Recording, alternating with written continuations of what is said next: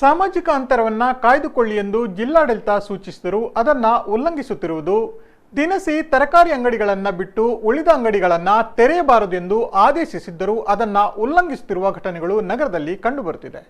ಒಂದೆಡೆ ಮಂಗಳೂರು ಪೊಲೀಸರು ಖಾಸಗಿ ವಾಹನಗಳ ಓಡಾಟಕ್ಕೆ ಬ್ರೇಕ್ ಹಾಕಿರುವಂತೆ ಮಂಗಳೂರಿನ ಅಳಕೆಯಲ್ಲಿ ಬಹುತೇಕ ಅಂಗಡಿಗಳು ವಾಹನಗಳು ಓಡಾಡುತ್ತಿರುವುದು ಕಂಡುಬಂದಿದೆ.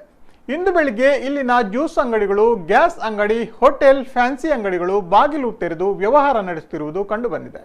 ಹೂವಿನ ಮಾರುಕಟ್ಟೆ ಮಾಲಕರು ಕೂಡ ಬಾಗಿಲು ತೆರೆದು ವ್ಯಾಪಾರ ಶುರು ಮಾಡಿದ್ದಾರೆ.